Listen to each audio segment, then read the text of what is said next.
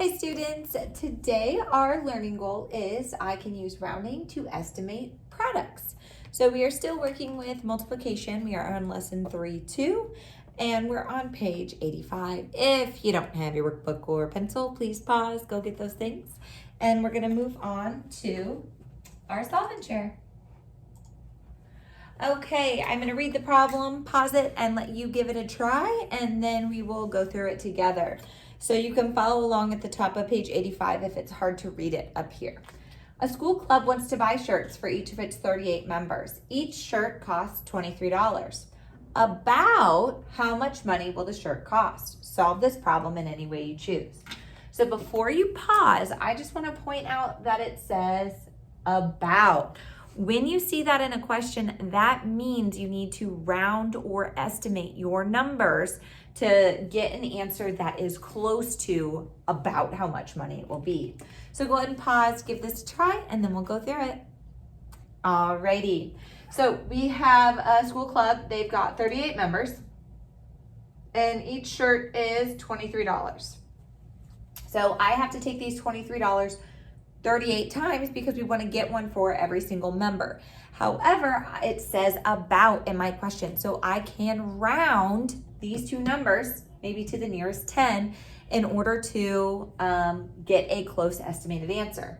So for 38, well, if I'm looking next door at my 8, remember 0 to 4, you ignore.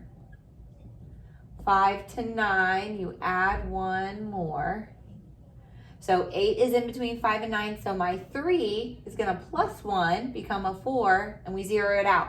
And if you think about it, well, 38, that's closer to 40 than it is to 30. Now let's look at this one. So 23, we can think about that. Is that closer to 20 or is it closer to 40? Or 30, sorry. So I can also use my underline and arrow method if you're not really able to think that way. And so my 3, that's between 0 and 4, so we're just going to ignore and we'll zero it out. So we have about 40 times about 20. And so I can use my zeros trick in order to multiply this quickly. If I cover up my zeros and I do 4 times 2, I get 8, and I have to add my 2 zeros back in that I covered up. So it would be about $800. And how did we do it? We solved it with rounding. So double check what you did. Maybe you rounded one of them. So like you did 40 and then kept this. Maybe you rounded that to 25. And so then you did 25 times 4. Well, I know that's 100. And then you get one more 0, it's 1,000. So this is a little bit higher than that one is because we rounded both of them up, so this would be an overestimate, which we'll get to here in a little bit. Okay. Go ahead and flip over to our next page. We are on page 86. We're going to talk through our visual learning bridge, and then we have some guided practice problems we're going to do. So a store needs at least $15,000 in sales per month to make a profit. If the store is open every day in March, and there's no COVID, right? And sales average $523 per day, will the store make a profit in March?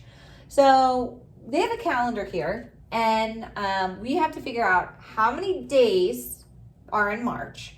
And then we have to figure out if $525 a day is enough to get to or surpass that $15,000. So we can use rounding to estimate. The 525, they were rounding to the nearest 100. So you can see this? Yes. They're rounding to where this 5 is. They look next door at the 2. Well, the 2 is we just ignore because it's between 0 and 4. And so we have our 5 and we zero it out. And if you think about it, well, is 525 closer to 500 or closer to 600? Well, it's closer to 500. For this 31, we could take our 3, look next door at our 1. Well, 1 is between 0 and 4, so it's going to round to 30 because we just ignore that ending number. We don't add 1 to our 3. And you can think about it. Well, is 31 closer to 30 or 40?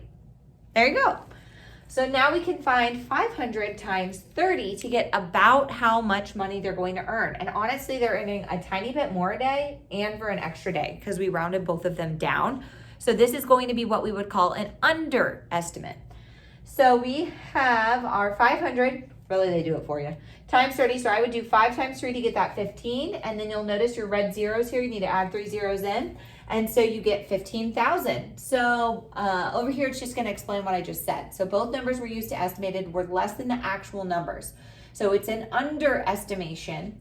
The store will actually have more than $15,000 worth of sales. So the store's doing great. Okay, over to our guided practice. We are on page 87. Have it out and open, please. You need a pencil. I want you working these. If I'm writing on the board, you're writing on your paper. Okay. Each egg carton holds 1 dozen eggs. Michael's chicken farm fills 121 egg cartons. He thinks that there were over 1,500 eggs. Is he correct? Use estimation to find out. So he has 121 egg cartons filled, and each one holds a dozen eggs. So this problem is assuming that you know how much is in a dozen. So for 1 dozen eggs, this is kind of something that you just memorize as you're going through. But if you're ever at the grocery store and you're seeing those egg cartons, there's always 12 in them. So 1 dozen is 12. So if we have 12 that we need to round, and we have 121 that we need to round there, we can do that. So 12 isn't too hard of a number to round. Let's try to leave it as is and then round our problem right below, because I'm seeing something that might be kind of compatible. So 121, well, would I round that up to 130 or down to 120 if I was rounding it? Well, if I'm underlining my 2, looking next door, that 1 is going to keep my 2, so we would just have 120. And so if I were to do 120 times 12,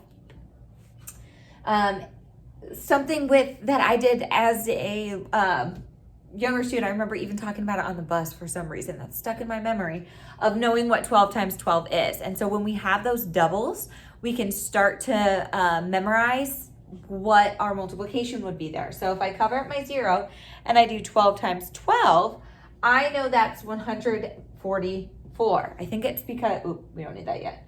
I think it's because it was the biggest part of the multiplication chart. I'm not really sure, but I do know that that's something compatible that I have, and so that's a skill that I can use when I'm solving through these estimation problems. And then I'll just have to add my 0 back in, and now I need my comma in there. So I rounded this down just a little bit, but kept that one the same so I'd get as close as I could to that answer. And he thinks there was over 1,500 eggs. Well, this is pretty close to my exact answer, so I would say no. 1,440 is less than 1,500 or 1,500. Okie dokie. And questions 2 through 5, you are going to estimate and then tell if it's an estimation, you round it up, or underestimation, you round it down. So we have 29 times 688. So for this one, if I'm looking at 29 and I want to round to my nearest 10, and so I kind of am just picking what place value is going to be easiest for me to multiply. And oftentimes that's one of your biggest place value, makes it a little bit easier. So my 29, my 9, remember, we've got 0 through 4, ignore, 5 through 9, plus 1, right? So my 9, that's in 5 through 9, so I need to add 1 to my 2 here to make it 30. And if you think 29, well, that's closer to the 30 than it is to 20. And then we have 688, so I'm going to go next door to look my 8. My 8 is between 5 and 9, so I'm going to plus 1 to my 6, so it'll become a 7, and we zero it out. Well, now I'm going to pretend my zeros aren't there, and I'm going to do 3 times 7 first. Well, 3 times 7, I can go 7, 14, 21. I could get out my multiplication chart that Miss Gon sent home with you at the beginning of the year. You could use either of those tools, skip counting. You could go by 3s, 3, 6, 9, 12, 15, 18, 21, whichever way works best for you. So I'm going to have 21, and then I add my 1, 2, 3 zeros back in. And so we get about 21,000. Okay, now we rounded both of these numbers up. So that means we overestimated, bloop,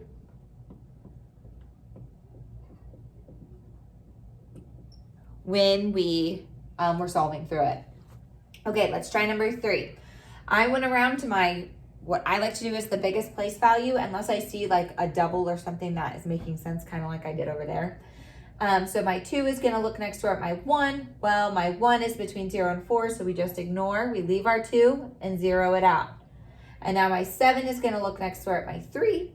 My 3 is between 0 and 4, so I just ignore it, and I'm going to leave my 7 alone and add my zeros in. Okay, so now I need to multiply. So I'm going to take my non-zero numbers, 7 and 2, and multiply them to get 14. So we can skip count by 7, 7, 14. Or we could skip out count by 2, 2, 4, 6, 8, 10, 12, 14. Or use that multiplication chart, and then we're going to add in our 4 zeros. 1, 2, 3, 4, 1, 2, 3, 4.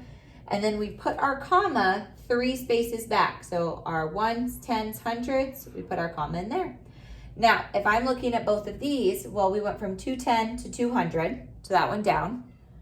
133 down to 700, so that went down. So this is going to be an under estimate there. Okay, I would like you to try 4 and 5 on your own, and then we will talk about the answers at the start of our small group. Great job.